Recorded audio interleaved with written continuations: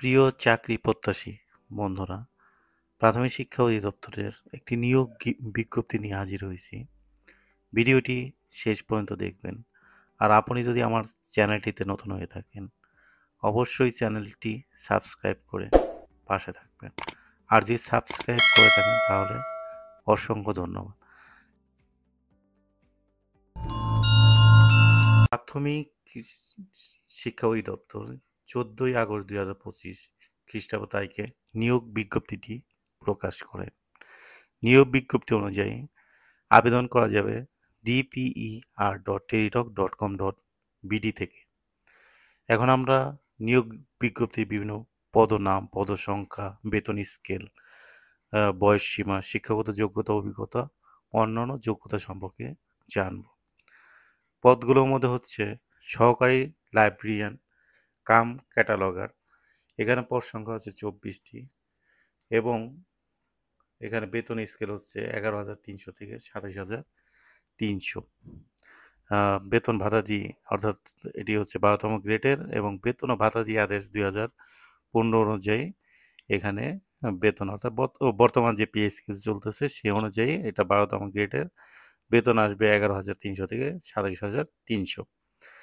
আর বয়সসীমা তো আমরা জানি যে সর্বনিম্ন 18 এবং সর্বোচ্চ 32 হাজার। সরকারি চাকরি ক্ষেত্রে তা আমরা সবাই জানি যে সর্বনিম্ন বয়স হচ্ছে 18 এবং সর্বোচ্চ বয়স হচ্ছে 32।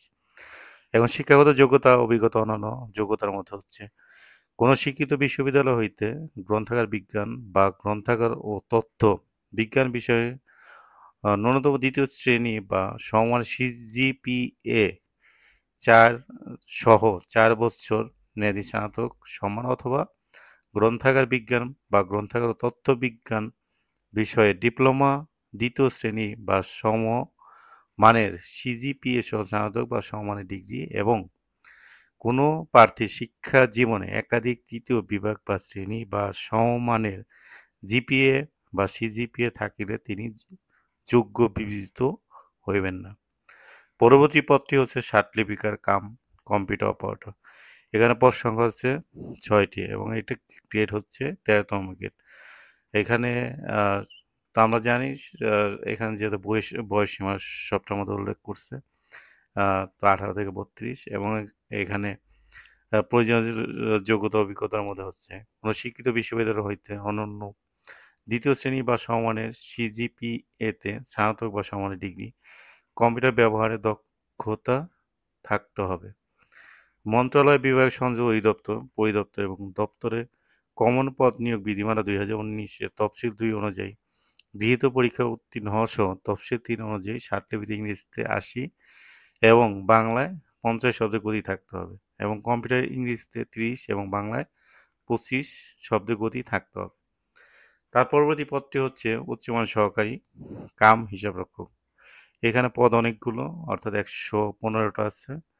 এখানে এটা গ্রেড হচ্ছে 14তম গ্রেড এবং যোগ্যতা মধ্যে হচ্ছে কোনো শিক্ষিত বিশ্ববিদ্যালয় হইতে ব্যবসা শিক্ষায় স্নাতক বা সমমানের ডিগ্রি এবং কম্পিউটার এমএস অফিসে কাজে পূর্বার দক্ষতা থাকতে হবে।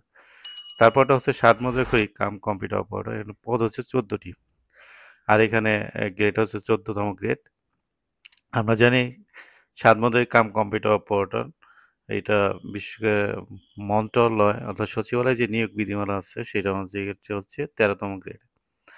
আচ্ছা, যাই হোক, এখানে প্রয়োজনীয় যোগ্যতা অভিজ্ঞতার মধ্যে হচ্ছে কোনো শিক্ষিত বিশ্ববিদ্যালয় হইতে অনন্য দ্বিতীয় শ্রেণী বা সমমানের জিপিএতে স্নাতক বা সমমানের ডিগ্রি, কম্পিউটার ব্যবহারের দক্ষতা থাকতে হবে এবং মন্ত্রণালয় বা বিভাগ সংযোগ অধিদপ্তর, পরিদপ্তর দপ্তরে কমন পদ নিয়োগ বিধিমালা 2019 অনুযায়ী তফসিল 2 অনুযায়ী গৃহীত পরীক্ষায় উত্তীর্ণ হতে হবে। অর্থাৎ এখানে ষাটলিপিতে ইংরেজিতে 70 এবং বাংলায় গতি থাকতে হবে 45-এর এবং কম্পিউটার টাইপিং গতির মধ্যে হচ্ছে ইংরেজি 30 এবং বাংলায় 25 শব্দের গতি থাকতে হবে।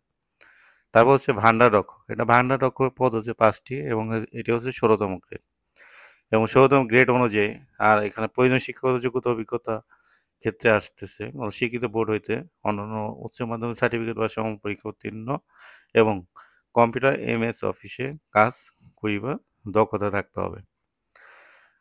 এখানে অনলাইন আবেদন করা যাবে dpr.teletalk.com বিডি এই ওয়েবসাইটে গিয়ে এবং অনলাইনে আবেদন শুরুর তারিখ আর সময় হচ্ছে 20শে আগস্ট 2025 খ্রিস্টাব্দ সকাল 10টায় এবং আবেদন শেষ হবে 10শে সেপ্টেম্বর 2025 বিকাল 5 ঘটিকা এবং বরাবরই আবেদনের ক্ষেত্রে অনলাইন আবেদনের ক্ষেত্রে দৈর্ঘ্যের দৈর্ঘ্য ছবির দৈর্ঘ্য থাকে 300 পিক্সেল এবং প্রস্থ থাকে 300 পিক্সেল আর স্বাক্ষরটা থাকে 300 পিক্সেলে প্রস্থ থাকে 80 পিক্সেলে এবং এখানে ছবির সাইজ সর্বোচ্চ হচ্ছে 100 কিলোবাইট এবং স্বাক্ষর সর্বোচ্চ সাইজ হচ্ছে 60 কিলোবাইট হতে হবে অনলাইন আবেদনের করায় এখানে পরীক্ষা ফির মধ্যে আসতেছে হচ্ছে পরীক্ষা ফি বাবদ হচ্ছে 1 নং পদের জন্য 150 টাকা আর টেলিটক চার্জ হচ্ছে 18 টাকা টোটাল হচ্ছে 168 টাকা আর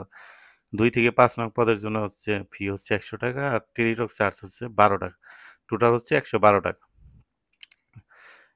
আবেদন করার 72 ঘন্টার ভিতরে টাকা জমা দিতে হবে না দিলে আবেদনটা অগৃহীত থাকবে আর এখানে আরেকটা কথা আছে যে অনগ্র প্রার্থীদের শারীরিক প্রতিবন্ধী ক্ষুদ্র নিগোষ্ঠীয় তৃতীয় লিঙ্গের ক্ষেত্রে আবেদন ফি হবে 50 টাকা আর টেলিটক চার্জ হবে 6 টাকা টোটাল হচ্ছে 56 টাকা আর এখানে আবেদনের টাকা পাঠানোর ক্ষেত্রে দিতে হবে ডিপিআর স্পেস দিয়ে আমরা আবেদন করার সময় যে ইউজার আইডিটা পাবো সেই ইউজার আইডি এবং সেন্ড করতে হবে 164 নাম্বারে এবং ফিরতি একটা মেসেজ আসবে সেখানে পিন নাম্বার থাকবে সেই ক্ষেত্রে আবার আমরা ডিপিআর আমরা একটা স্পেস দিয়ে ওই পিন কোডটা দিব তারপর সেন্ড